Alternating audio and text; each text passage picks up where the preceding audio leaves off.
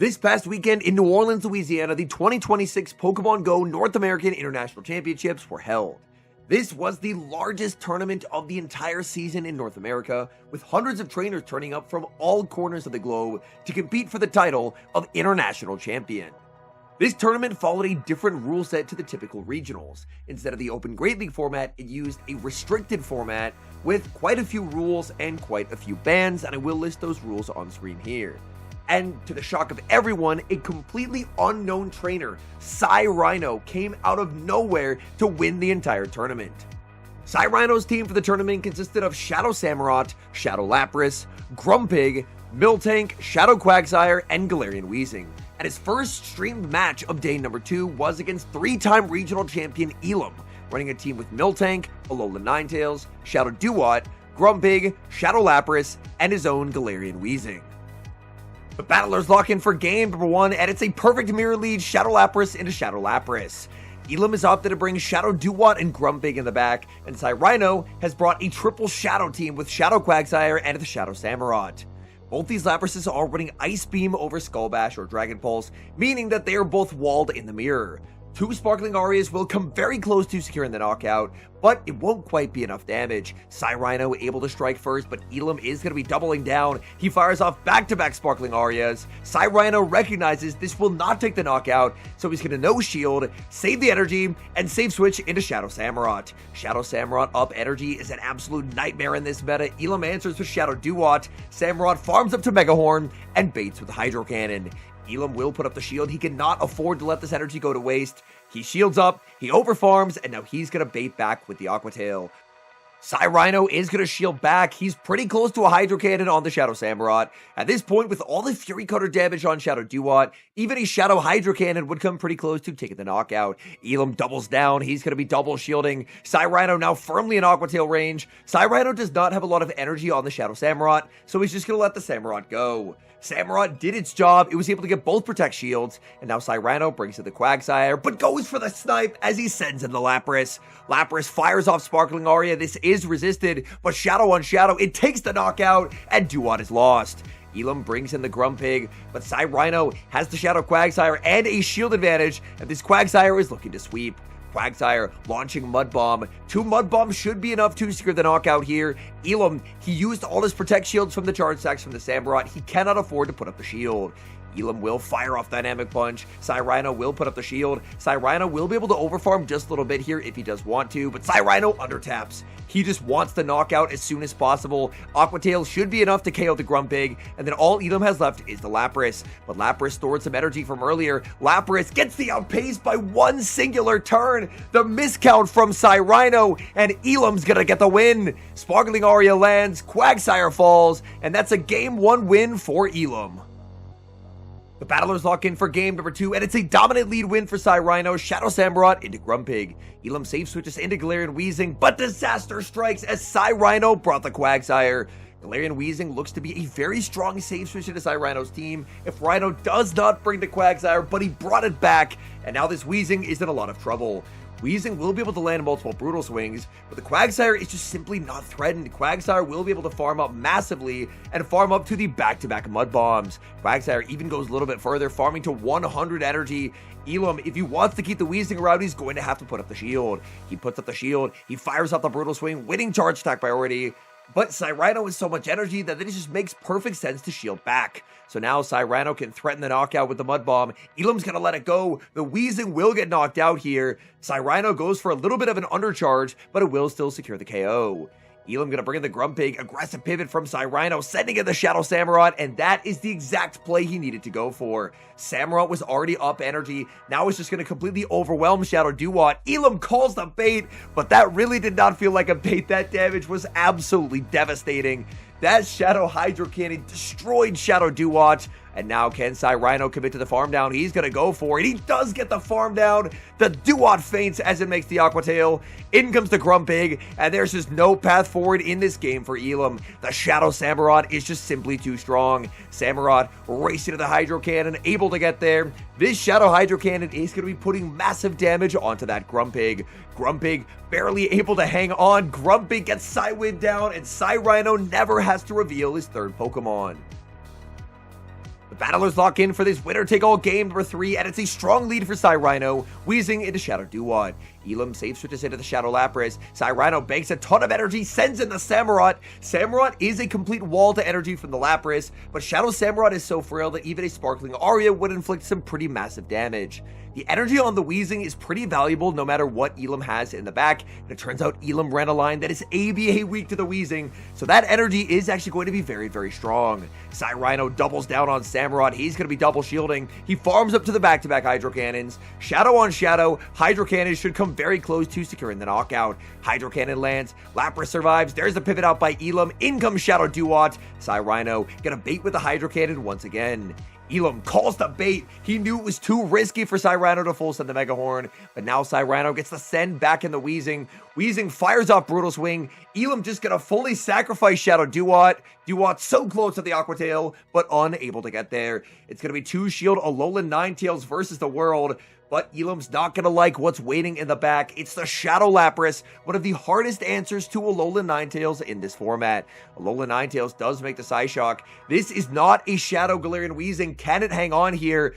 Psyshock lands. Weezing does fall. That was so close to surviving. But even with the shield advantage, Elam is in so much trouble. The Shadow Lapras is just simply unbeatable. Psyshock does not pick up the 2-hit KO here. The Powder Stones are double resisted. It really looks like there's just no way out for Elam.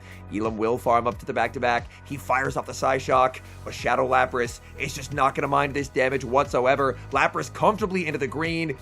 Making Sparkling Aria number 2, and Elam shakes his head as he knows this game is over. Sparkling Aria, critical damage onto the Ninetales. Ninetales can never get the double up that it needs. Lapras does not have energy for Elam, and Cyrino gets the upset win. He wins the series 2-1, and he's moving on to winners round 2 of Top Cut at the North American International Championships. His opponent in round number 2 was Jello2Good, another rising star in the competitive Pokemon Go scene, having a breakout performance at NAIC. Jello's team consists of Grumpig, Miltank, Shadow Galarian Weezing, Duat, Shadow Celio, and Shadow Quagsire.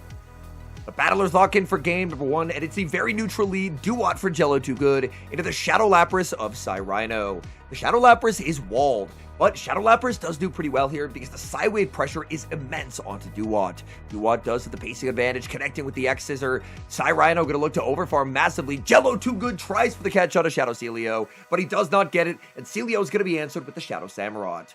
Shadow Celio does have a pacing advantage. Body Slam will hit for big damage, but the good news for Cyrino is that Samurott is never really going to be farmed down here. Samurott going to overfarm, play to the CMP tie, farming up to the Mega Horn, and CMP tying with the Body Slam. Jello thinks through his options, puts up the shield, but that's not a Mega Horn, it's just the Hydro Cannon bait. Cyrino is going to look to match shields. Jello goes for an undercharge, but it's not going to matter as that Body Slam goes into the shield. Cyrino, can he make it to the Mega Horn? He can on charge attack priority. This Mega Horn is guaranteed to take the knockout. Cyrino going to go for an undercharge, but even with the undercharge, that is definitely still taking the KO. In comes Duat, aggressive pivot by Cyrino, back into the Shadow Lapras. Not wanting to give Duat an energy head start. Sparkling Aria connects, that's big damage onto Duat. Cyrino able to make it to Sparkling Aria number 2, and Jello is fully sacrificing the Duat. He is just going to try and set up farm to win this game. In comes Grumpig. Can Jello get the farm down before the Sparkling Aria is reached? He cannot. Cyrino even able to make it to the Ice Beam. This Ice Beam would do a ton of damage onto Grumpig, and Grumpig is forced to put up the final shield. Switch timer still not yet up for Cyrino. He cannot save the Lapras. This gives Monster Farm over to that Grumpig. Grumpig exits with a ton of energy. Jello's going to need to try and make it to 3 Dynamic Punches if he wants a chance to win this game. Cyrino now has to decide, does he try and go for double Aqua Tail? Does he go for a Mud Bomb and try and snipe down with the Fury Cutters? He's going to go the double Aqua Tail route. Jello has so much energy still on the Grumpig. Grumpig going to survive that Aqua Tail, no problem. Grumpig, can it get to double Dynamic? Yes, it can! But Jello's going to fire off the Shadow Ball. He knows he needs a charge attack for that Samurott. Does Shadow Ball KO here? It does not! Shadow Quagsire barely able to hang on. And that's going to be a Game 1 win over to Cyrino. Jello with the energy management on the Grumpig made that game exceedingly close, but the Shadow Quagsire was just simply too bulky. We've got perfect mirror leads in game number 2, Galarian Weezing into Galarian Weezing. Cyrino has opted for a double Shadow backline with Shadow Samurott and Shadow Lapras, whereas Jello has opted for Duat and Grumpig behind the Weezing. Jello strikes first, connecting with the Sludge. It looks like in the non-Shadow Galarian Weezing mirror, 2 Sludges will come very close to securing the knockout, but will barely miss it. Sludge lands, Jello gonna tank that no problem. Who's gonna win charge stack priority? It's gonna be Jello winning charge stack priority over Cyrino. Cyrino has to hope that he can hold on here. It's gonna be very, very close. Sludge lands, but he does survive. 1 HP remaining. It looks like Jello, if he has higher attack, does he have a worse Weezing? Cyrino goes for an undercharge. He's going to pivot out. In comes Shadow Samurott. Oh, he gets a huge energy head start. Jello sends in Dewott, but Dewott is now hopelessly behind. The undercharge play by Cyrino, he recognized Jello had a worse IV Galarian Weezing. It was going to get knocked out. He undercharges, gets a huge head start on the Shadow Samurott, and now Shadow Samurott is in danger of running away with this game. Fury Cutter shredding through Dewott. Samurott fires off the Hydro Cannon right before Dewott is able to make the Aqua Tail. Jello's going to be no shielding. He's letting it go. He knows he can hold on. And now Cyrino is a tough choice to make. If it's Grumpig in the back, he has to put up the shield. He reads the Grumpig in the back, and he shields the Shadow Samurott. In comes the Grumpig, Psywaves adding up, but look at the Fury Cutter damage onto the Grumpig. Cyrino not only able to get Fury Cutter damage, but able to reach a Hydro and pressure the final shield. And with that shield down and chip damage done to the Grumpig, he sends Shadow Lapras into one of its worst matchups. Grumpig makes Dynamic Punch on charge stack priority to the Ice Beam. This is big, super effective damage. Shadow Lapras takes Dynamic Punch and is going to look to hit back hard with Ice Beam. Jello needs to hang on here. He's so close to another Dynamic Punch. Ice Beam lands. Grumpig falls. Cyrino takes back-to-back knockouts. In comes the Weezing. It's a full Shadow Lapras sweep. And Cyrino is moving on to the winner's semifinals at NAIC. Cyrino's winner's semifinals opponent needs no introduction. Patoman, 2-time regional champion, back-to-back European international champion, and the runner-up at the 2025 Pokemon Go World Championships. This is going to be Cyrino's toughest test so far at the North American International Championships. The battlers lock in a battle of water types for game number 1. It's Dewott for Patoman into the Shadow Quagsire for Cyrino. Cyrino's going to look to strike first as he unleashes Mud Bomb. Patoman knows Mud Bomb not particularly threatening, so he is going to be no shielding. Cyrino saves through the set of Shadow Lapras. Instant X Scissor comes out from Dewott, and Cyrino decides he is not going to be protecting the Lapras, so Lapras does lose some critical health. Patoman gonna look to rebank an Aqua Tail, now send in the Shadow Celio. Celio normally has a catastrophically bad matchup into the Lapras, but the Lapras has already taken quite a lot of damage. Add to that the fact that Celio is walling off Lapras' energy. The big energy head start that Cyrino was counting on, unfortunately, really does not do much here. Celio can even survive a second Sparkling Aria, so Pato is going to be no shielding and building up to the back-to-back body slams. Shadow Lapras should be able to survive this body slam. It's not going to be by much. Cyrino's going to have a tough choice to make. Do you let the Lapras go, or do you make the play for switch advantage? Cyrino decides to let the Lapras go, so he's going to try and go for farm with his Samurott. But Pato's going to pivot out. He sends in the Quagsire. He does not want to give Samurott a big head start. And Patoman goes for the Aqua Tail bait, and Cyrino falls for it and puts up the shield. That was Patoman's way back in the game. He needed the Aqua Tail bait to then be at a pacing advantage against the Samurott, since Samurott was up by a turn. Samurott unleashes Hydro Cannon, instant shield comes out from Patoman, and Patoman will now always be able to outpace. But Pato's not going to throw the Mud Bomb just yet because it would not secure the knockout, so he will go for the double shield, and now he can look to overfarm quite significantly. Timer is up for Cyrino. He tries for the catch, does not get it, and Patoman's going to farm up before unleashing back-to-back Aqua Tails. The first Aqua Tail is going to be no shielded. Timer's up for Pato as well, but he's going to stay in and fire off the second Aqua Tail. This Aqua Tail should come pretty close to knocking out the Quagsire. Quagsire does fall, the energy is lost, and in comes the Samurott.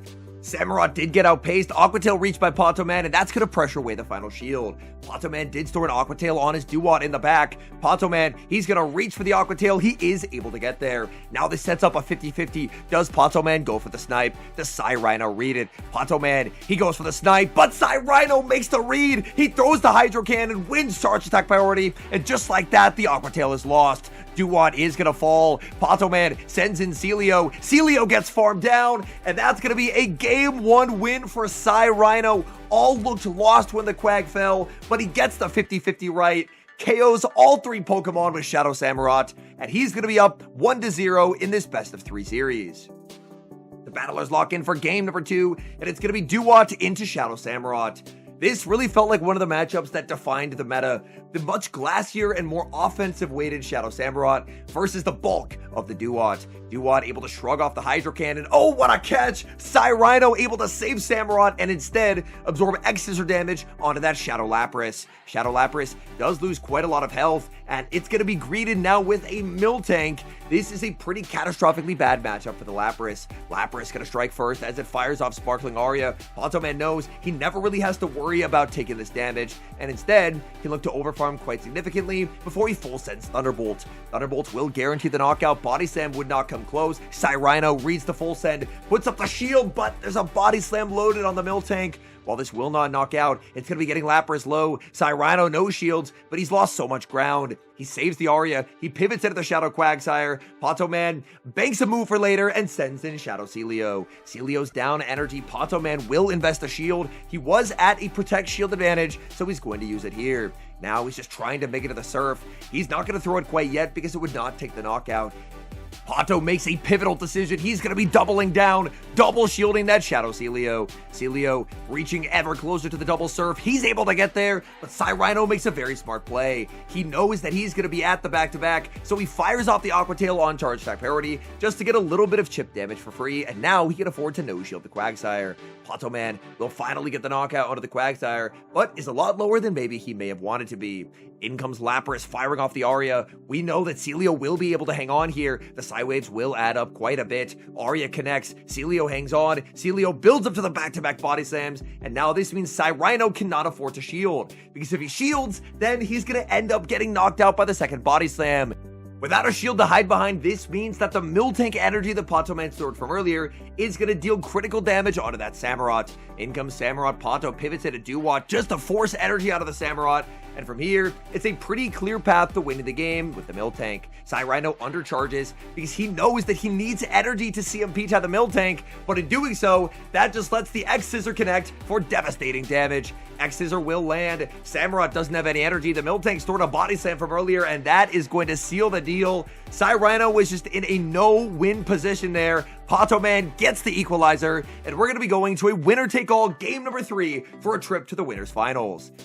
The battlers lock in for game number 3, and it's a dominant lead win for Cyrino. Shadow Samurott into Grumpig. Duat Sage Switch from Ponto Man unanswered as Cyrino stays in to fire off Hydro Cannon. Ponto's gonna no shield, not protecting the Duat. Duat now gonna be answered with the Shadow Lapras. If Shadow Lapras can absorb back-to-back X-Scissors and get a full farm down, that would be pretty catastrophic for Ponto Man. Cyrino, he's not gonna be putting up the shield. X-Scissor lands. Lapras should be able to tank the second X-Scissor very comfortably, get the full Psywave down, and exit with a ton of energy. This energy would be a very big problem for whatever Ponto decides to send in here. He does not make it to the Aqua Tail. He brings in the Grumpig, and Lapras is able to build up to the back-to-back Sparkling Arias. This is going to be big damage onto the Grumpig. Ponto Man is going to be no shielding. Lapras able to make Sparkling Aria number 2, and Ponto is in so much trouble. Ponto forced to shield a Grumpig when he knows it's going to be in a bad matchup. Grumpig now going to be met with the Shadow Samurott. Grumpig makes Dynamic Punch, but Samurott will always trade a shield advantage in exchange for energy,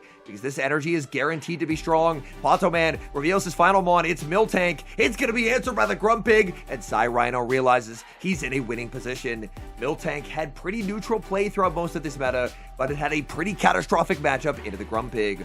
While Psywaves do not put it into Dynamic Punch range, as long as Cyrino can land a Dynamic Punch, that's all he really needs out of the Grumpig. So he's going to be no shielding as Miltank goes for the Body Slam. Ponto going to farm up past the Thunderbolt. He's going to go for a Body Slam, but even a Thunderbolt would not take the knockout. Cyrino knows it. He checks the team sheet. He's going to be no shielding. He will reach Dynamic Punch, and this damage landing onto Miltank is going to be game-winning for Cyrino. As Cyrino now just does not have to shield the Grumpig. He's just going to continue to farm up. So will Ponto. He pivots out into the Grumpig. Grumpig going to be answered with the Samurott. Samurott farms down. Cyrino exits with the Mega Horn loaded, and that's going to be winning charge attack priority. Ponto Man has been defeated. Cyrino continues the run of a lifetime, and he moves on to top 3 and winners finals.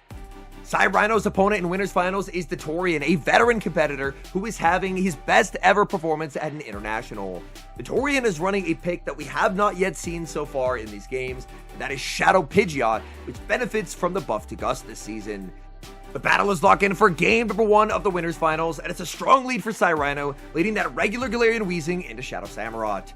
Torian knows Sludge will hit for some pretty massive damage. He will put up the Protect Shield and look to continue to overfarm. Hydro Cannon would inflict some pretty devastating damage onto the Weezing, but because this Weezing is not Shadow, it would not come close to taking the knockout. So Cyrano is going to No Shield. That hits for some pretty big damage. In comes the Grumpig attempting to catch, but Cyrano reads it and instead fires off Brutal Swing. Brutal Swing hits for big damage. Now in comes his Samurott, and this is about to be one of the most devastating farm downs we have ever seen. Cyrano could have CMP tied, but he knows what's more valuable than a CMP tie is a 1-shield farm. Shadow Samurott energy is so strong in this matchup. Torian gonna reach for a Dynamic Punch, but he's not gonna get there. He gets fully farmed down. In comes the Pidgeot. He throws on not the greatest timing, but he's still going to get to land both Hydro Cannons. Hydro Cannon number 1 is going to connect. That is huge damage onto the Pidgeot. Pidgeot just going to be fully sacrificed by the Torian. He's throwing away the Pidgeot. He's going to be trying to sweep with Samurott, but Samurott's going to be answered with the Miltank.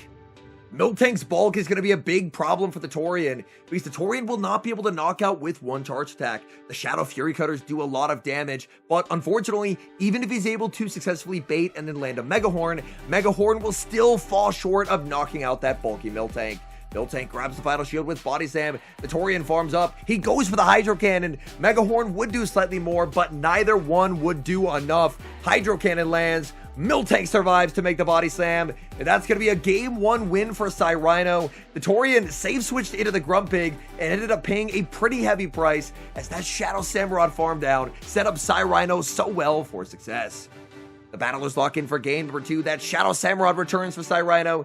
This time, it's going to be leading into the Galarian Slowking of the Torian. Cyrano knows that he's in a pretty good matchup. He should be able to overfarm quite massively after putting up the shield, and Hydro Cannon will secure the knockout with this extra Fury Cutter damage. So he overfarms massively, fires off Hydro Cannon. The Torian's going to be no shielding, hoping Slowking survives. Slowking barely able to hang on, and he's going to get aggressive and pivot into the Shadow Pidgeot. But Pidgeot already under huge threat. We saw how much damage Shadow Hydro Cannon did last game. Hydro Cannon grabs the shield. In comes Miltank, and Miltank is a very convincing answer to the Pidgeot. Pidgeot gonna try and go for good timing. Miltank makes the Thunderbolt. The Torian with a tough call to make. Does he try and call a bait? He does! Thunderbolt connects! Pidgeot goes down, and all that energy is lost. In comes Shadow Samurott. Samurott gonna get outpaced. Cyrano knows he doesn't even need to build up to the Thunderbolt. Even just a Body Slam would be good damage. Body Slam connects. Samurott gets rocked, and Samurott's gonna have to fire off Hydro Cannon because Miltank is already almost at another Body Slam. Cyrano's gonna be no shielding. Miltank more than did its job in this game, and now he can send in the Shadow Lapras. Shadow Lapras can just 1-shield farm down.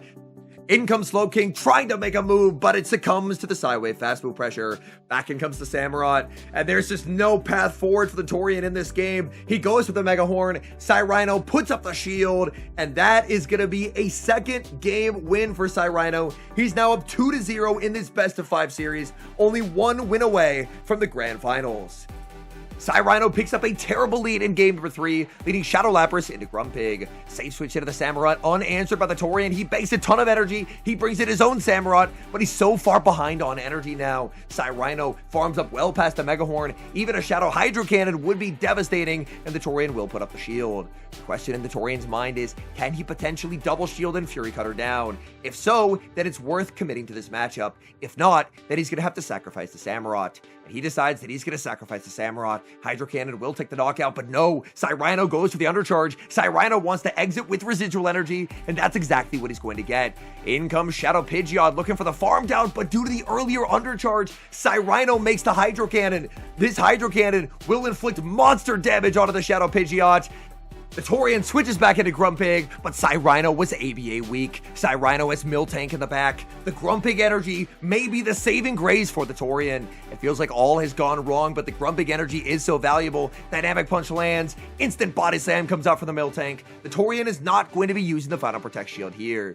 Instead, the Torian is going to look to overfarm quite a bit. He'll fire off Dynamic Punch right before the Body Slam is available. Cyrano has to decide, can he get the Psywave down? That is his win condition. Psywave is resisted, but the Grumpig has lost a lot of health. This is going to be very close. The Torian, he's farming up. Can he get the double Dynamic Punches? Yes, he does. He's at the back-to-back, but can he survive the Psywave that sneaks through here? Dynamic Punch gets the shield.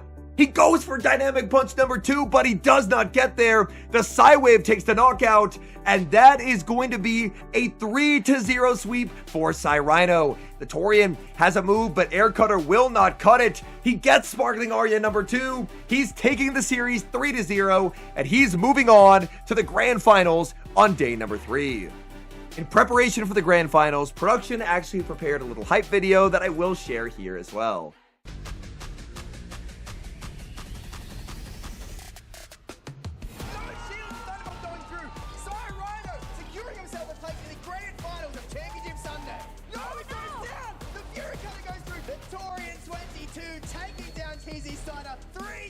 An epic comeback at the end of the season. I beat you once, and I'll beat you again.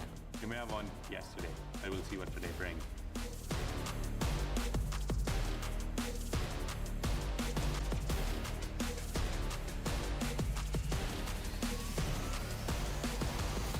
Let the showdown begin. And once that video played, the players got on stage for the Grand Finals of NAIC. Game 1 was a bad lead for Cyrino. Samurott into the Pidgeot. He saves through this into Lapras. Pidgeot stays in. He goes for the Aria, trying to CMP tie the Brave Bird, but the Torian gets the catch on a Shadow Samurott. That Shadow Pidgeot stored so much energy for later. Samurott now going to try and race even just to a Hydro Cannon, able to make the Hydro Cannon, and this will be knocking out the Lapras unless Cyrino puts up the Protect Shield. Cyrino is going to no shield. He will get knocked out. He's going to bring in his own Samurott and look for the farm down. Can the Torian make a move? He cannot. He reaches the Hydro Cannon, but Fury Cutter will take the knockout. There's still so much energy stored on the Pidgeot.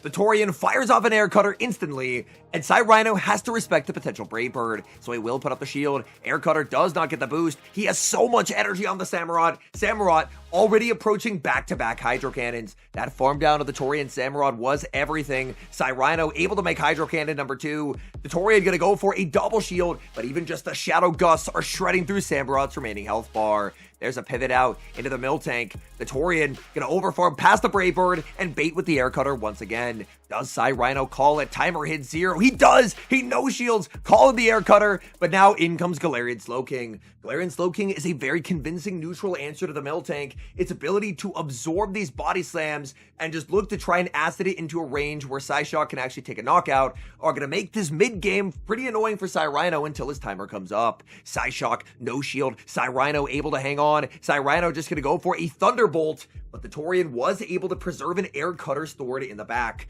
Thunderbolt is going to land. There's the pivot out. In comes the Samurott. Samurott looking for the farm down, but not quite able to get there. That's going to pressure away the final shield from Cyrino, but Torian's timer's up. He can bring in the Pidgeot, fire off the Air Cutter, and that's going to be a Game 1 win to the Torian. The Torian flips the script. He got swept yesterday, but he gets the Game 1 win as he gusts down the Miltank.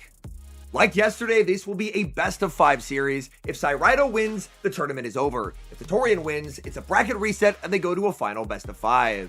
Same leads as game number 1, Shadow Samurott into the Shadow Pidgeot. Once again, Cyrino with the Lapras save switch, but this time throws on better timing, so the Torian is not able to go for a catch. Instead, the Torian is going to be shielding up the Pidgeot. Pidgeot banks the Brave Bird, and he's going to send in the Samurott. Samurott going to fire off the Hydro Cannon right before the Sparkling Aria is available. We've seen from this health range, this should be taking the knockout. Hydro connects. Samurott takes the KO, but the Shadow Samurott for the Torian is so incredibly healthy. It looks like Cyrino may not be able to get one of his signature Fury Cutter downs. If that's the case, he would be forced to either double shield or he'd be forced to fire off energy, and he's just simply never getting that farm down. He fires off the Hydro Cannon, instant no shield from the Torian. The Torian knows, already having a Brave Bird sword on the Pidgeot, he's so far ahead in this game. He brings in the Pidgeot, Hydro Cannon thrown by the Samurott, shield comes up for the Torian. The Torian will have to watch for a potential catch attempt from Cyrino. Cyrino goes for the catch, and he gets it. In comes the Miltank. The rollout does go through. He was able to catch an Air Cutter.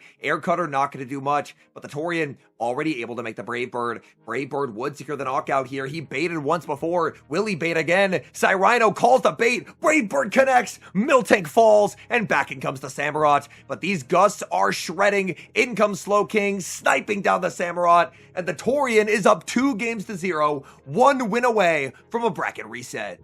The leads are revealed for Game 3, and it's disastrous for Cyrino. Shadow Lapras into Grumpig. He saves through to set a Samurott that's answered with a Pidgeot, and so far, it's all going perfectly for the Torian. This Hydro Cannon does do a ton of damage. The Torian opts not to put up the shield. Hydro Cannon connects, but Pidgeot will hang on. Pidgeot fires off the Air Cutter. Even the resistant Fury Cutters are doing a lot. Can Cyrino get the Fury Cutter down here? That would be massive. The Torian reaches for the Air Cutter, but he does not get there. The Fury Cutters take the farm down, and switch advantage has been secured. The Torian brings in the Grumpig. Hydro Cannon comes out from the Samurott. The Torian is going to be putting up the shield. The Torian will get some pretty nice value out of the Grumpig energy as it's Quagsire in the back. The Torian has the Shadow Galarian Weezing in the bag, so it's critically important that the Weezing never see that Quagsire. Quagsire gonna fire off Mud Bomb. Mud Bomb will do a lot of damage, definitely putting the Grumpig into a range where Aqua Tail could take the KO. The Torian gets the double up, but he will go for the Shadow Ball. Neither move will take the knockout, but it will get the Quagsire low. The Torian farms up and gets the catch and sneak onto that Weezing. Weezing will take quite a bit of damage from the Aqua Tail, but the Torian is hoping with that Fairy Wind Sneak to be able to farm down. It's going to be close. He goes for the farm down, but he does not get there. The Aqua Tail is reached, and now he's just going to get strictly knocked out unless he puts up the shield. He fully sacrifices the Weezing, and it's all up to Grumpig. Back in comes the Shadow Lapras. Shadow Lapras has already farmed down his Grumpig once before. Will history repeat itself? Back-to-back Dynamic Punches are loaded, but the Lapras was at full health. We know from full health, Dynamic Punch will not take the knockout here. The Shadow Lapras is just simply too bulky. Dynamic Punch lands. Lapras survives. Lapras Psy-Waves down the Grumpig. Cyrino staves off bracket elimination as he wins game number 3. The battlers lock in for game number 4, and it's a strong lead for the Torian once again. Grumpig into the Weezing, but Shadow Samurott save switch unanswered from the Torian. He reaches for Dynamic Punch, but loses charge type priority as Samurott fires off Hydro Cannon. The Torian will put up the shield. Cyrino more than happy to shield right back, but in staying in this matchup, the Torian has definitely desynced the switch timers. The Torian now going to bring out Weezing. Weezing will outpace, but only make it to the Brutal Swing. Brutal Swing, not a particularly strong attack. Can the Samurott hold on here? Brutal Swing connects. Samurott survives and gets the Hydro Cannon. That is a massive swing of momentum over to Cyrino. The Torian does not shield and pays a very heavy price. Cyrino gets aggressive. He pivots into the Weezing. He does not want to throw a charge attack. Instead, he's going to go for a full farm down. He shields up the Sludge from the Torian. The Torian switch clock is not up due to the desync of the timers. He's just going to get fully farmed. And now there is just way too much energy on the Weezing. In comes Grumpig, but Grumpig is never going to make it to a charge attack before Weezing has the back-to-back-to-back. The Brutal Swing is going to connect. Cyrino farms up to Brutal Swing number 2 and 3, and the Torian is in an incredible amount of trouble. He's going to be no shielding. The Grumpig gets KO'd. What's in the back? It's going to be the Samurott, and this Weezing has just completely taken over the game. The desync in the switch timers was beautifully punished by Cyrino, and he is going to get his equalizer. He fires off Brutal Swing. While this does not take the knockout on a Samurott, this is just simply going to hit way too hard. The Brutal Swing lands. In comes the Miltank. Miltank racing to the Body Slam. Not quite able to get there before Hydro Cannon is reached. But Hydro Cannon, not going to be a problem for the Miltank. The Torian so close to the next Hydro Cannon, but he does not have it. Body Slam will easily take the knockout on a Samurott. And after going down 0-2, Cyrino has equalized the series, and we've got a decisive game number 5. The battlers lock in for this incredibly important game. Shadow Lapras for Cyrino, into the Shadow Pidgeot for the Torian. The Torian banks an Air Cutter, save switches into the Shadow Samurott, and he's going to be no shielding as Cyrino stays in to fire off the Sparkling Aria. Sparkling Aria does very nice damage, but this is going to set up the Shadow Samurott for Cyrino. Cyrino's going to try and go for another one of his one shield farm downs. He looks to the sky. He doesn't know if he can get there, but he's going to have to commit. The Torian reaching for the Hydro Cannon. Can he get there? No, he cannot. Cyrino gets the farm down. The Torian does have the Air Cutter loaded, but Cyrino reads the undertap, and he fires off the Hydro Cannon on charge attack priority. Hydro Cannon would come very close to taking the knockout. The Torian forced to burn a shield. Air Cutter would inflict big damage onto this Samurott, but Cyrino knows it will not take the KO, so he's going to be no shielding. There's a pivot out into Slowking, but Slowking can't snipe down. Samurott makes the Hydro Cannon, and it's all going wrong for the Torian. Hydro Cannon lands. The damage is devastating. In comes the Quagsire, but he plays to a CMP tie that he does not win. Maybe there is still an opening for the Torian. The Torian lands the Psyshock. That's good damage out of the Quagsire. The Torian's energy management on this Pidgeot is going to have to be perfect. Cyrino goes for the full undercharge. He wants whatever farm he can get, and he's going to get 2 additional Mud Shots. The Torian gonna send in the Pidgeot. Pidgeot gonna try for the Gust down. Can Cyrino make it to a second Aqua Tail? It's going to be very, very close. The first Aqua Tail is going to be no shielded. The Torian, he's going to commit, but Cyrino gets there. He makes another Aqua Tail, and the Torian knows this game is over. He will put up the shield. The Lapras is pretty close to a move. There's one win condition for the Torian, and that's getting a shield with the Air Cutter, and the Air Cutter getting the boost. Air Cutter does get the shield. He gets the boost. Maybe this is enough. Does a +1 Air Cutter KO a Shadow Lapras? America holds its breath. The Air Cutter lands. It does not KO. And Cyrino gets the reverse sweep. Sparkling Aria KOs the Pidgeot. And he is the 2026 North American International Champion. Massive congratulations to Cyrino. An absolutely unreal run. One of the best underdog stories we've seen in quite some time. Cyrino placed 5th at the Los Angeles Regional Championships in a career best performance, and then at his next tournament followed it up with this win at NAIC. He is a rising star in competitive Pokemon Go, and it's cool to see players who it almost feels like come out of nowhere and then just absolutely dominate. It really just goes to show you don't have to be an established trainer in competitive Pokemon Go to go to these tournaments and have success. If you're able to build a good team, if you're able to play well, anyone can beat anyone. And Cyrino proved it, and he is now an international champion. Getting to be on scene here in New Orleans and help cast this event was an absolute honor. I've been away in New Orleans for the past week due to this event. I'm still getting back. You can probably tell my voice is still a little bit shot, but it was an absolutely incredible experience. I got to work with so many amazing, talented colleagues, and I got to meet so many incredible people along the way. So many thanks to everyone that I worked with. Big congratulations to Cyrino. And an extra special thank you to everyone who said hi to me throughout the course of the weekend. There were so many people who pulled me aside and told me that my content has helped them get better as battlers, even competitors who had mentioned that watching my videos, whether it's on my main channel or over here on more sites, has helped them become a better player. So seriously, your words mean so much more to me than you could ever know. So thank you, thank you, thank you.